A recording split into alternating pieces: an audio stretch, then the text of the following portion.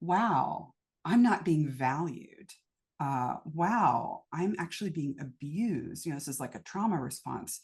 Yeah. And it was hard because the moment we step away from something like that, Yeah. and others either haven't or they're in a different field, it's almost like we're saying, oh, we're special. Well, there's nothing special about me. Well, I'm an individual. I'm special to myself. But I realized it was not going to be a good scene if I kept on going. Yeah. So pivoting was this kind of like micro decision at the moment, literally happened in one day, but the lead up to it was, of course, much longer, probably in terms of months and years.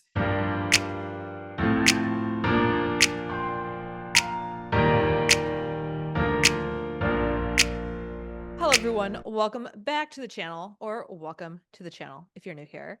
I have with me today Dr. Susan Baumgaertel, who is going to help me pronounce her name because I tried hard, but I know I didn't say it exactly correctly. But before she does, Susan is everything and everywhere and all at once, is how we decided to describe her. She's an internal medicine physician, a patient advocate, a cancer survivor, an author, a mom, and all the things. She's a plant mom as well, who keeps her plants alive more than I do.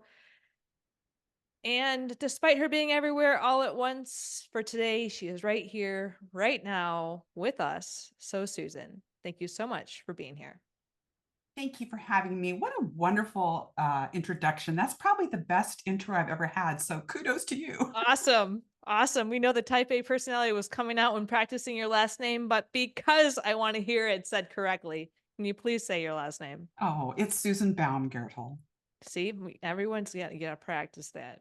You got to practice it and let me know if you did better than me because I've been Dr. B for 30 years. The only hang up is that when my patients hit the ER and the ER doc said, "Who's your doc?" Dr. B, it's like, that's not going to work. yeah, that's true. Yeah, that's hard. It's hard to identify which Dr. B, isn't it? Yes, and you've had quite the journey. I've loved everything that you've posted online and is the full spectrum of life and all of lifeness. And so I know we could tell multiple different facets of your story, but for today, for the people who haven't met you, what parts of your story would you like to share? Wow. I feel like this is a buffet line and we can sample from everything. Yeah, we could. My pre-medicine, I was architecture and urban planning major. That was great. Actually pivoted, actually didn't pivot into medicine. That was kind of planned, interestingly. Mm-hmm. Trained internal medicine, practiced 30 years, sorry, 25 years, 30 years as a doctor, and really was very happy in primary care. I did a lot of hospital medicine as well. That was kind of the days before hospitalists existed and or before they were really everywhere. And pivoted, great word, pivoted about 3 years ago, a little over 3 years ago, and kind of stepped away from that clinical medicine arena and started my own business. And that's kind of something I'm really proud of and I've been excited by and jazzed by. But, that big old pivot was not easy to do, as I'm Mm, sure everyone listening has their own pivot story. And, often that's kind of where all the work is. It's like menopause, pre, peri, post. It's like mm-hmm. pre, peri, post pivot. Yeah. Yeah. Isn't it the truth and all that comes with it? Yeah, yeah. Yeah.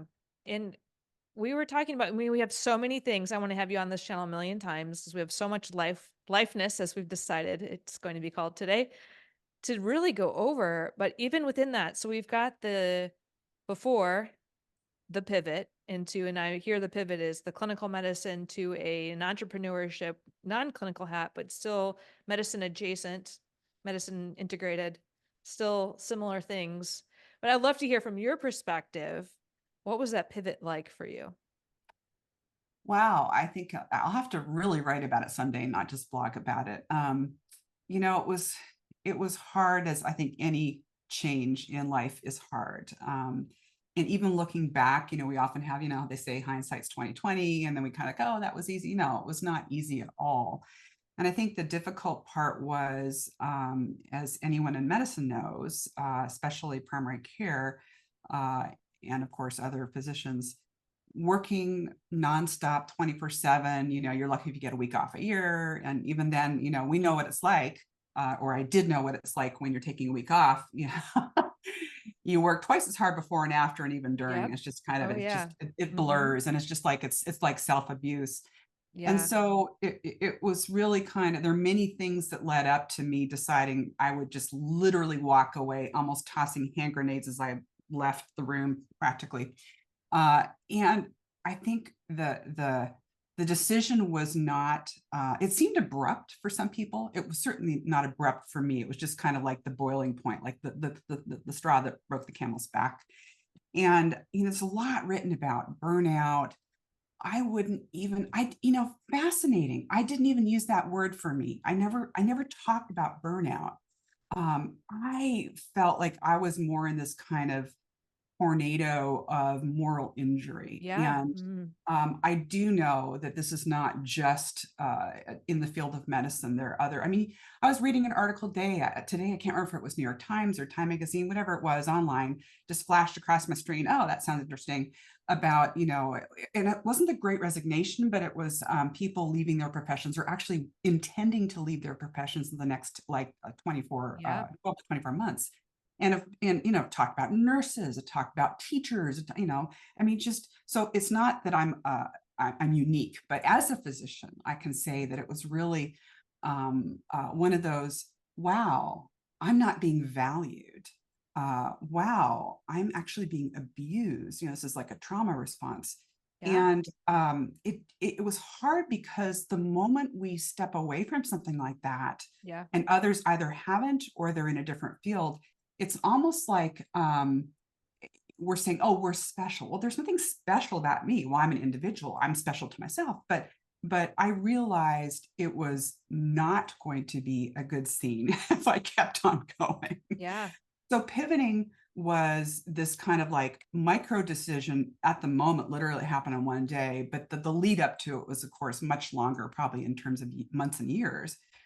And I must say it took more than a few weeks, maybe even more than a month, for me to just literally catch up on sleep, do literally nothing, Mm. and then see these kind of amazing creative things come back, which I've always been a very creative person, but it was very squelched for a while.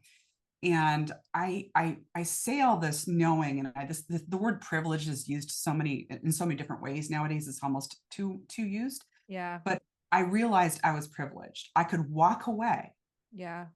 walk away from a high-end six-figure income to $0, like making $0. Yeah. I'm privileged. I could do that. I could do that, and I could still pay for my health insurance. I could, pay the bills. And so, but affording that time and that Yeah. space, that big pause button, um, saved my sanity, saved my kind of career. And I'm still a physician, but I can serve patients in a different way now. So Yeah. that's kind of, I guess, the nutshell, even though it was a lot of words. You really brought me through it in a way that I resonate a lot. And I appreciate you sharing kind of as you were processing.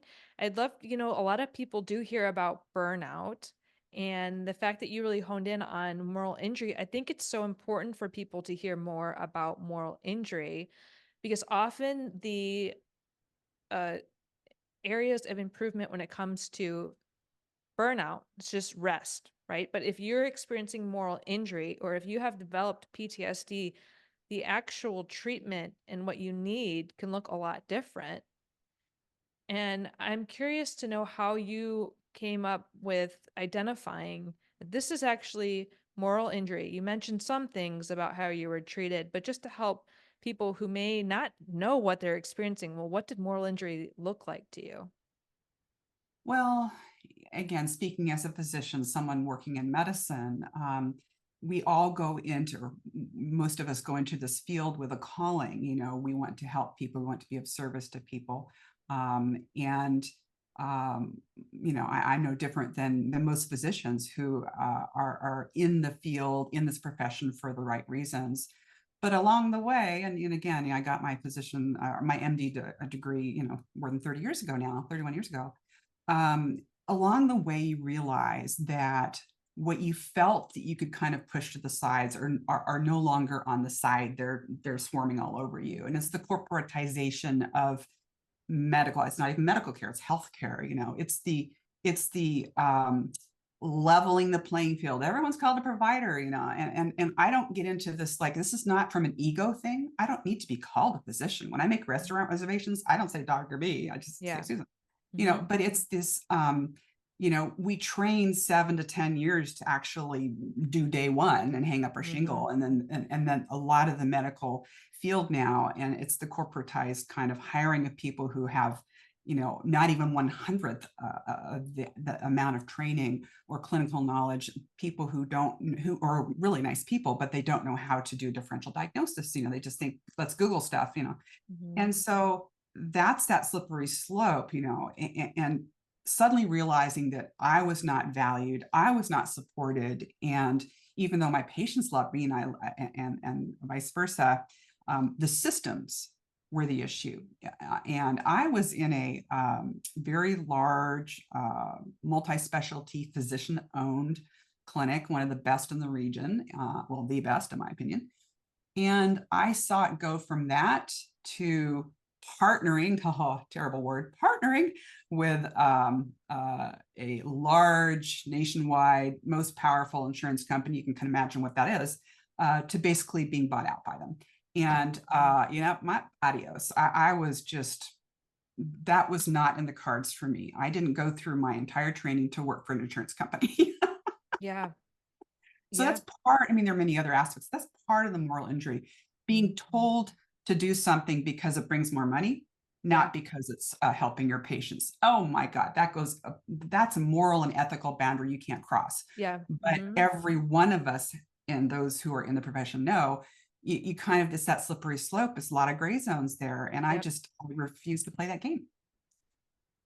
I really appreciate you highlighting in this discussion. And when I started in dental school, I was so disheartened when you would offer a patient a treatment plan and they couldn't afford it. And you would have to give them a plan that you knew wasn't in their best interest. It was reducing disease, but it wasn't what you could provide. And then you realize that the patient's quality of life and what we can offer is based on their pocket size. And so it's just creating this cycle of, if we are taking things that are important for our identity, like your teeth, your function, well, how will a person who doesn't have a confident smile and good oral health go to interviews and improve their social status, or, their income and job stability?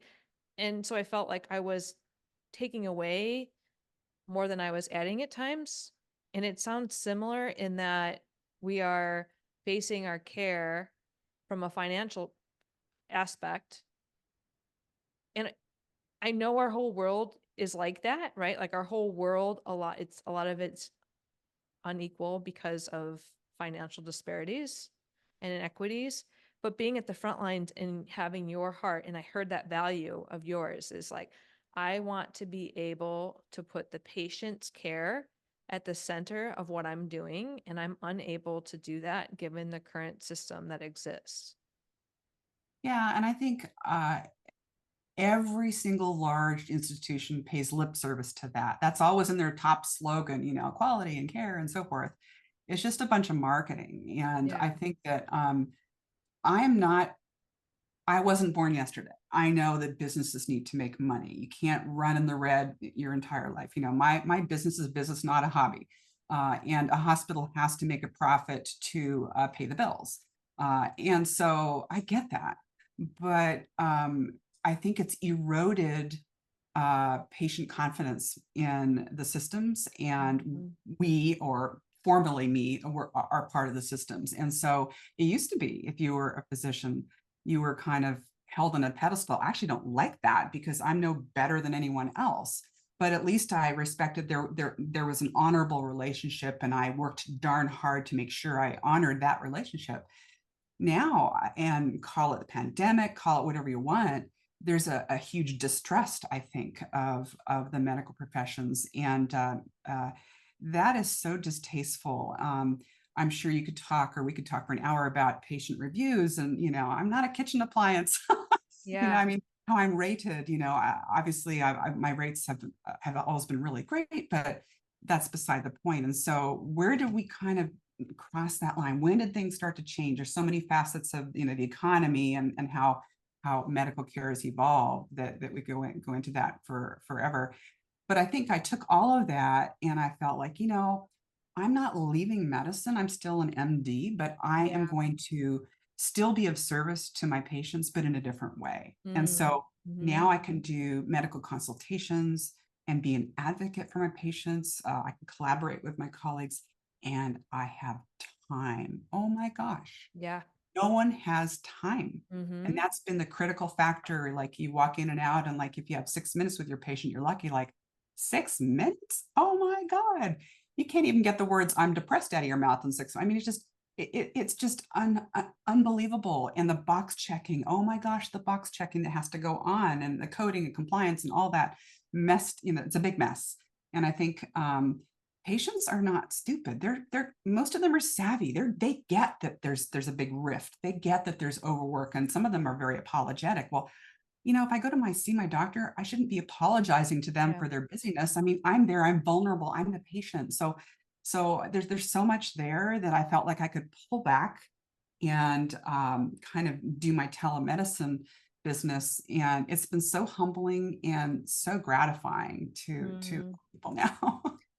And this is a great point to highlight why just people taking a break from medicine and then going right back into the same thing, when they take a break from burnout, quote unquote, and then they try to optimize their environment, maybe in a different system that still is compromising their values. Like, sure, you might reduce burnout, but then you're still at risk for this moral injury. So the solution to moral injury you captured so well is I'm going to step away from an environment where I can't practice within my values. I'm going to construct a way that I'm going to be working within my core values. And so if people can hear the difference of like, it's not just resting, Yeah, it's yeah, creating a values-based identity and living a values-based life. And most of us are taught to live a very performance-based life and have a performance-based identity. So the performance-based identity leads us to burnout and to compromise our values in order to work into the system that exists.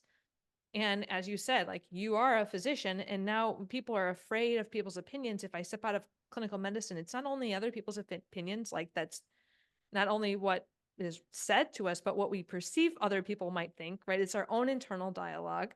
yeah. And you just showcase, like, I am still a physician. I am still honoring why I went into this role. And even if people aren't working in the capacity of direct patient care, it's like what values brought you into that role of being a physician that are still true, even when you leave a clinical setting. Yeah, no, that's really well said. And I think there are many other professions, again, we're not unique, but as I think as a physician, you spend so much time at the front end getting there. It almost seems like if you kind of depart or pivot or do something different, like, oh, you've wasted your training. No, you haven't. This is one life. Mm-hmm. I don't consider myself wasting anything. I could own a flower shop and have cats. Well, that probably wouldn't work out very well, but It might, that though. wouldn't I be mean, you could pretty much make anything succeed, that right? wouldn't It's be just, wasting my previous experience. But yeah. I feel like if we can create situations like my business is unique. Um, if we can create experiences that draw upon our expertise and our experience, then it just ups the game in terms of adding value in a different way. And I think that to me is very invigorating, because many folks are not just resigning, they're retiring. And they're just like, I'm done. That's it. I'm just going to take Yeah. early retirement. And I just wasn't interested in early retirement. I'm at that age now, but I thought, no, I'm just going to do something different that I can still do longer. Yeah. And to me, that's the exciting part, because it's not giving up. It's just adding another layer, another texture, another level to what I'm doing. Yeah. So I would love if anyone is hearing this, they're afraid to pivot, they're concerned about the newness of it all. They're afraid that if they do something different, it will compromise their identity. I would love them to pause and really reflect on what you just said. And also, what advice would you give them in these moments as their mind is probably going a million miles per minute? I would say the most, well, there are many important parts of what I did, but one thing that bubbles up, and it's still important now, even compared to 3 years ago when I pivoted, stay connected to other people, stay connected to colleagues and patients and friends and family. So when I decided to leave this big clinic, big environment, I've been in the same town, same region for quite a while. Uh, so many people that I know in other institutions as well. I didn't just go off into a little hole in the wall, by myself. It felt like that for a few weeks. I Mhm. realized I was still connected to everyone. And so, but things don't just happen, you have to make them happen. So, what I did, and I kind of did it without a plan, but after a few weeks, I realized, oh, this is what I'm doing. I started having coffee dates with people, Mm. and I would meet up at my local coffee shop. And I swear I've met with probably about 55 or 60 colleagues in the past 2 years. When in my past 25, 30 years have I ever met up with a colleague just for a coffee date to chat? Like, I don't remember when, because Yeah. we're too busy. We're in our lane, we're busy, we're in our Mhm. silo, and maybe talking about a patient, but that doesn't count. So here I was meeting up with colleagues, and I found that it wasn't a 30-minute, it was like a 2 or 3 or sometimes 4-hour coffee date. Wow. Oh Yes. my God. It was really, it blew my mind. And I realized what I was doing without realizing it was I was actually doing some therapy. I was like telling them what it was like on the other side, like what things they could do and consider. And I started to see a pattern. And the pattern was these are all different specialists, specialties, surgeons, specialty surgeons, primary care, you name it, and even people that, nurse practitioners, PAs, everyone. The pattern was they were too frickin' busy and completely exhausted and overwhelmed to have Mhm. even one iota of a creative thought of what they might do next. And so I started to Mhm. shift my dialogue instead of like, oh, this is what I'm doing. I thought like they don't do like it's just like a big Yeah. wall of words. Mhm. I said, until you actually step away, you probably won't know what you're doing yet. And that kind of goes against the grain of Yeah. most good career advice or like financial advice, like, hey, you better have something lined up before you make your next move. Yeah. Oh no. I mean, I'm not necessarily a rebel, but I felt like saying, like, look, don't think about what you're going to do next. Do it and then realize that it will fall into your lap. Now, you could say that's a bit naive or that's a bit overthinking about like, oh, our importance. But that's just really underscoring the fact that you can find something else that has value to you, that uses your skills, that is not exactly a cookie cutter of the job you just left. It's out there and you Yep. will find it.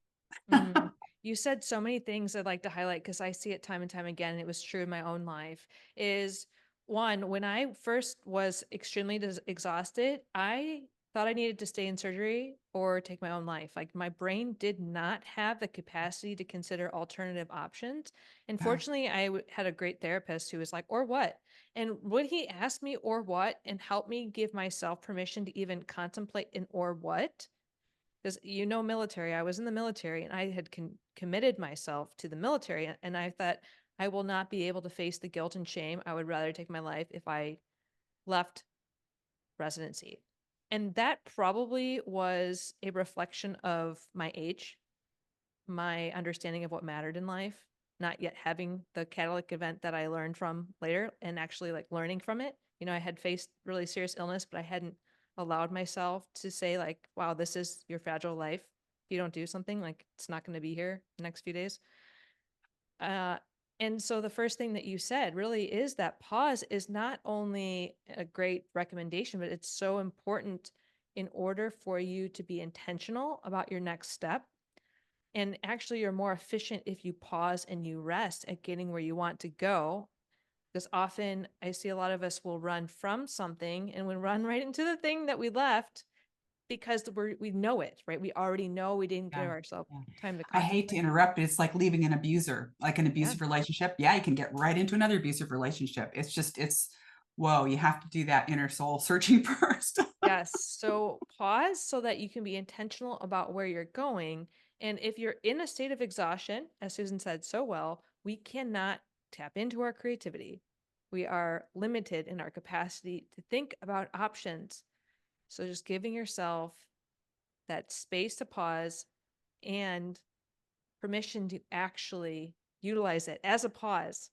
And what was it like for you going from this really high sympathetic overdrive into, you mentioned how you went into some sleep, but just so that people know it's normal what to expect after you take a pause in the immediate aftermath.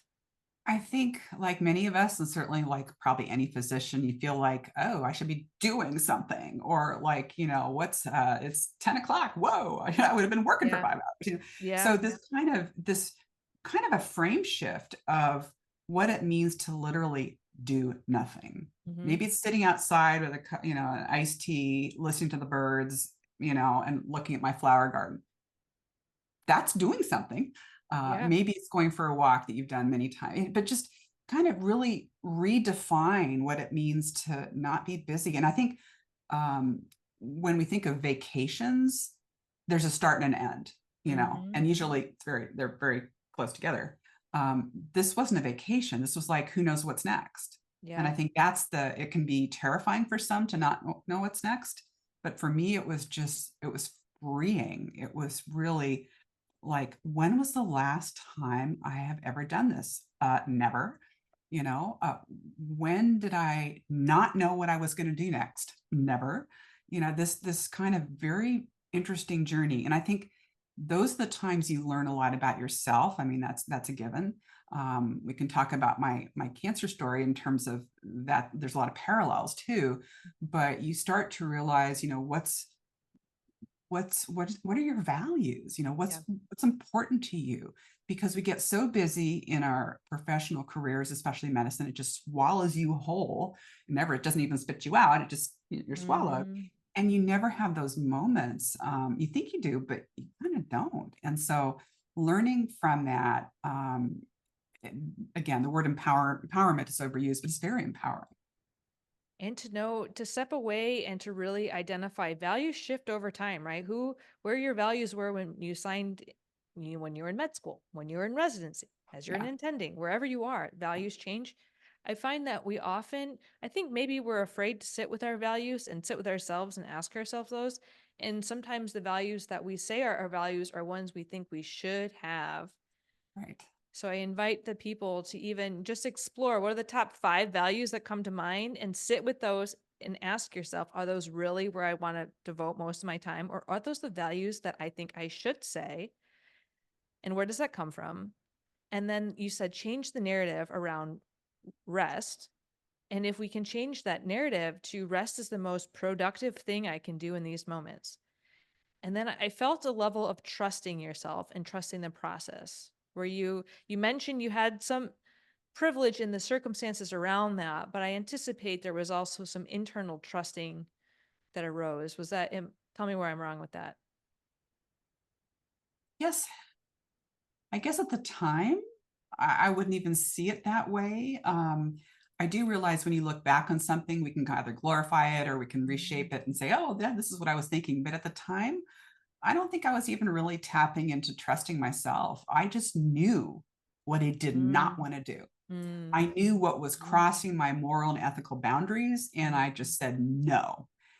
I didn't really know the other side yet. And I was okay with not knowing, which is really hard for a physician to say that. But freeing, I heard you say freeing. Yeah.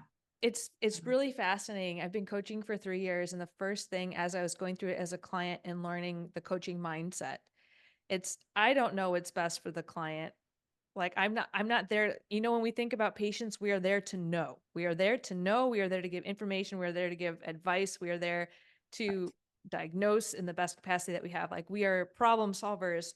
But learning the coaching mindset really helped to be in this curious mind, this constant state of beginner's mindset, Yeah. and to trust that if you take each step at a time and you focus on the here and now as a client, like that's going to get you where you want to go more than like trying to control the outcomes and the uncontrollables.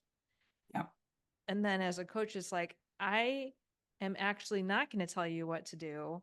And taking off the hat of I have to know what's in your best interest is like, it's so freeing.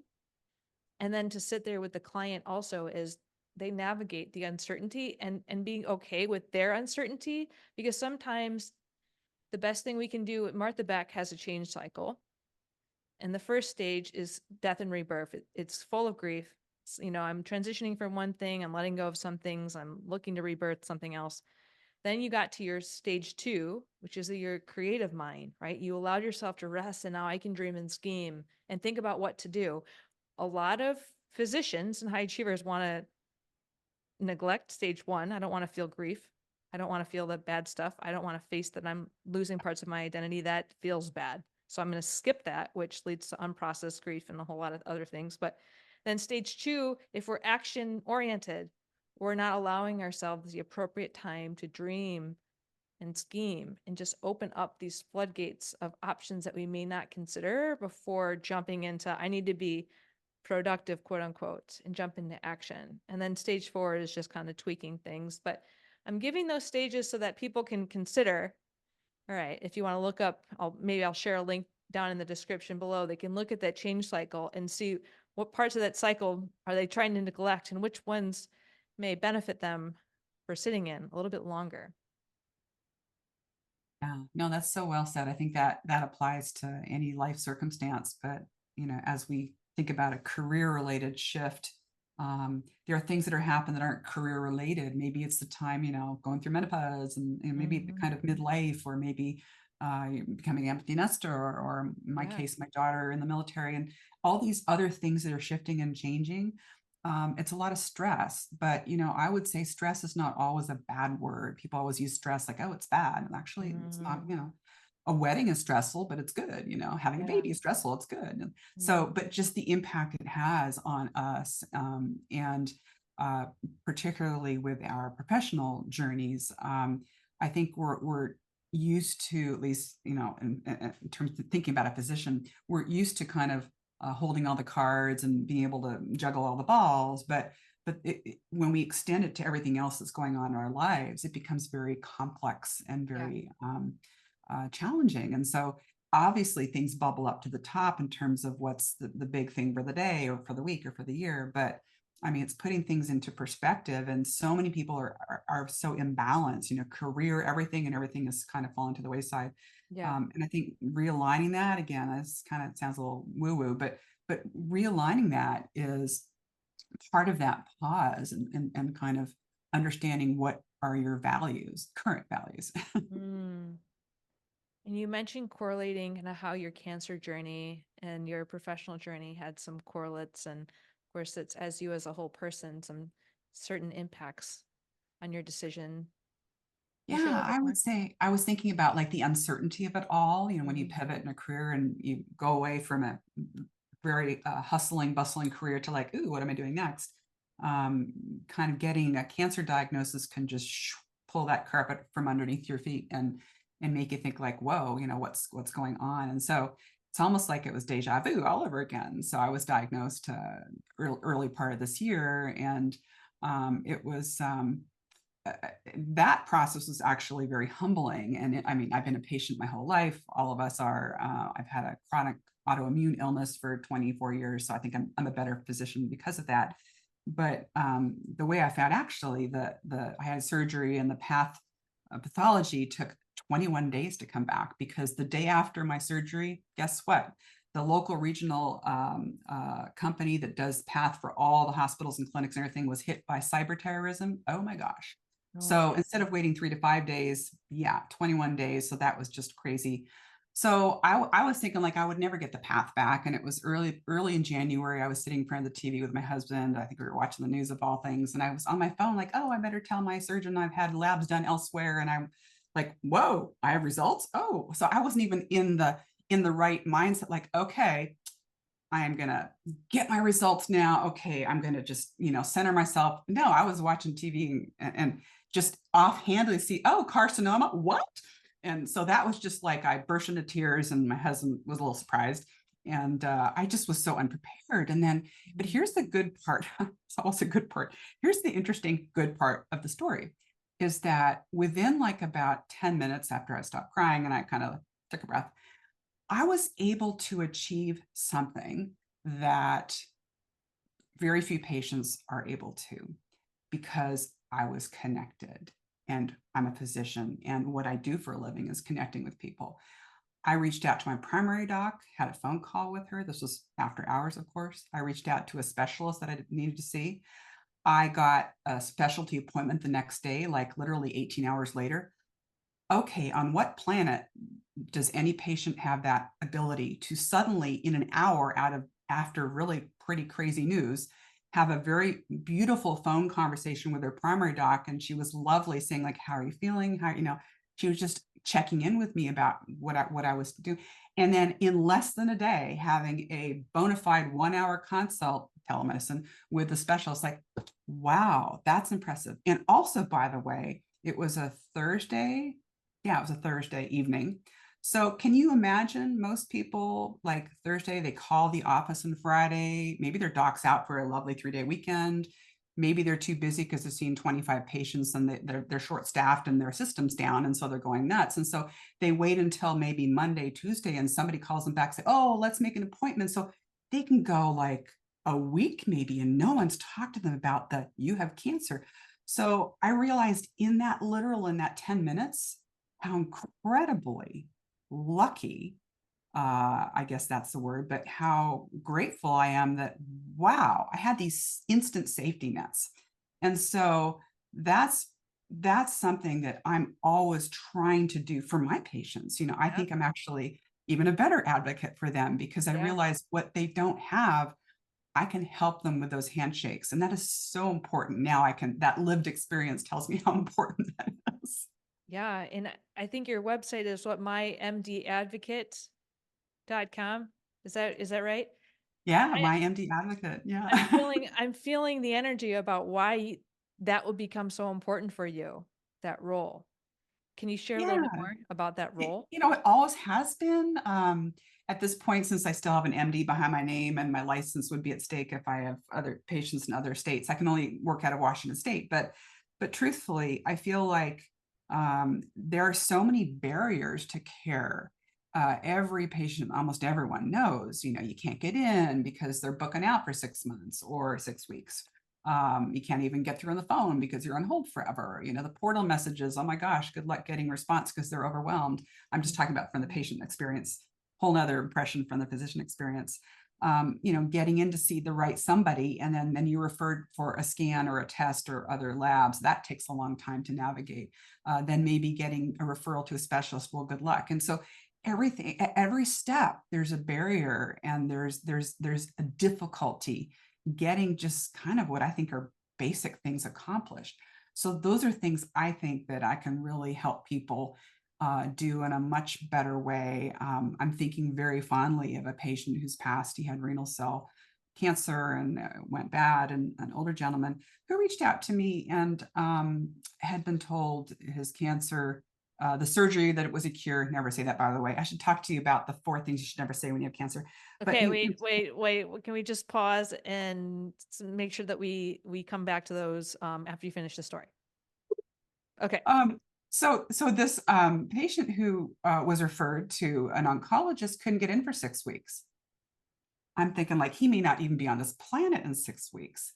So I got him into a different system, which is impossible these days. Systems are competitive.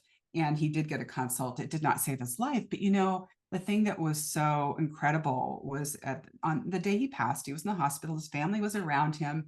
One of them had their phone and had me in to say goodbye. And the look on his face and what he said was so incredible. I could cry.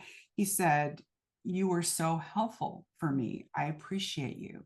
And I'm thinking like, oh my God, in a physician, like I didn't do anything. I couldn't, but that's the thing. You don't have to save someone. I couldn't snap my fingers and make the cancer go away, but I could respond to him as a human being who needed kindness Mhm. and compassion and support in a system that is crazy and not sustainable and unfriendly at times. And so I thought that is what I need to do more of. That's incredible. So for the people who are in Washington who have heard you, they need you, I'm going to put that website down in the description below. And for the people who do not live in Washington, find that person locally to you? Because we say patients be your best advocate, but gosh, there's a lot going on, right? There's so much going on in it. The cancer institution I have, and many cancer institutions, you might have a nurse navigator. Like, find that person who's going to be your advocate. Again, reach out to Susan if you're in Washington. And now back to the 4 things you should never say to a cancer patient. What are those? Wow. Well, there's so many things you can say and you should do in terms of supporting them. But, from my patient experience, when someone has just told you you have cancer, resist the urge to immediately say what kind. Because you know what? They're probably in a very vulnerable position. They don't need those 20 questions game. And I know there's a huge difference between like basal cell cancer of the skin and metastatic pancreatic cancer, but it's their story to tell. It's not your checklist item to check off. So give them time and space.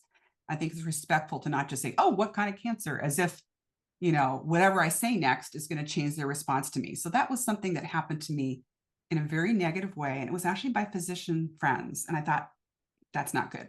That's not supportive.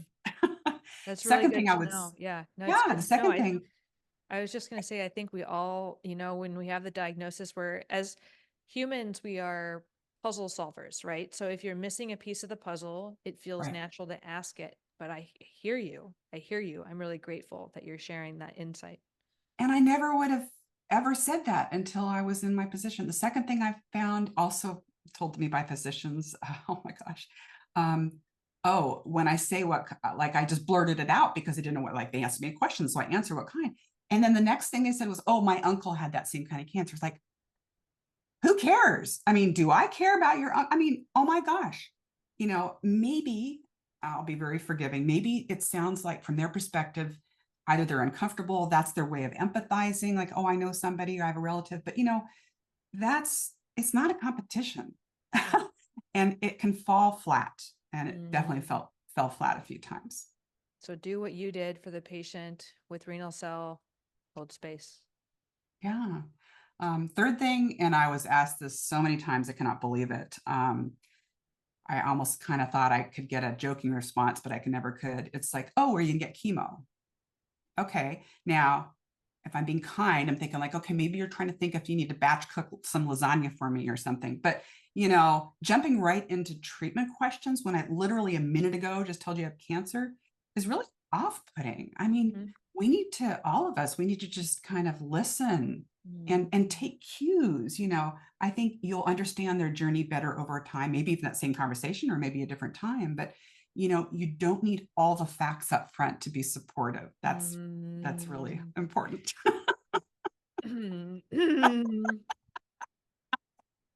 I am bringing awareness to where I have been guilty of this, and where someone has been guilty with this, that I have heard when I had an ex-boyfriend who passed, and immediately they needed to know why and how, and then they came up with all these speculative reasons how, and I was just, oh my gosh, I have made the mistake of asking data collection and helping, trying to diagnose and support, and I have too.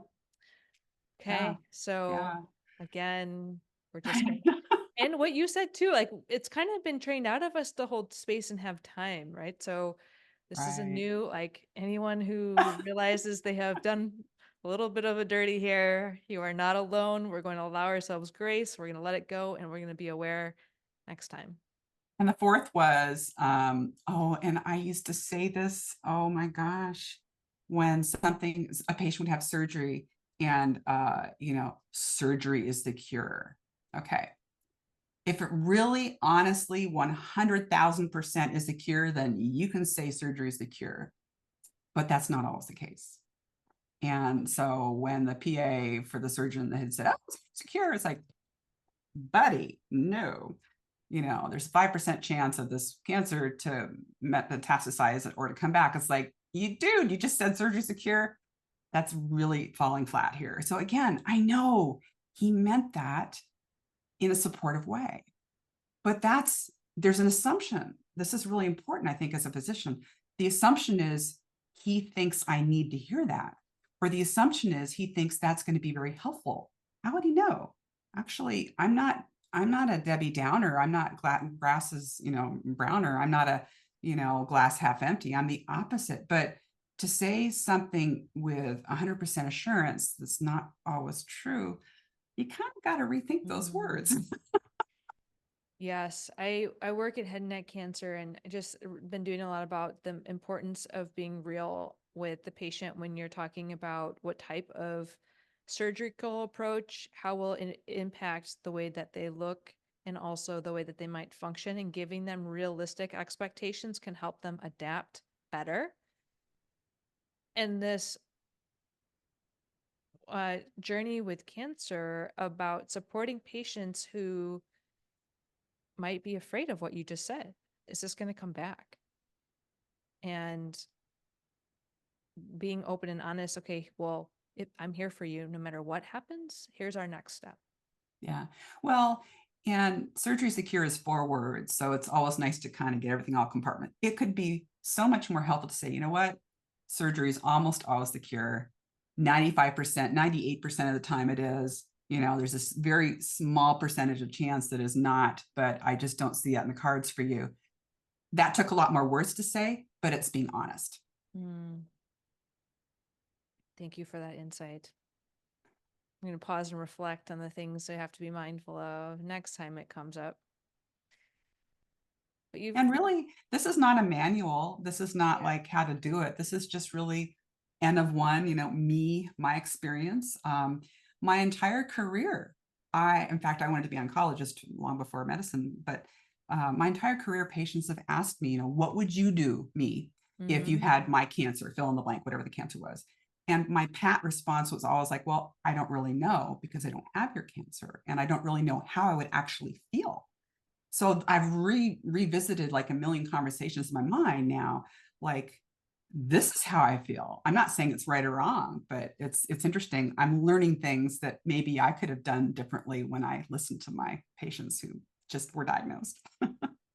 Yeah. And I love if anyone is tuning in right now and they've been on their journey and they've also heard things that maybe we should change the way that we approach it, or they have things that were supportive. I'd love to continue this conversation and learn from those experiences.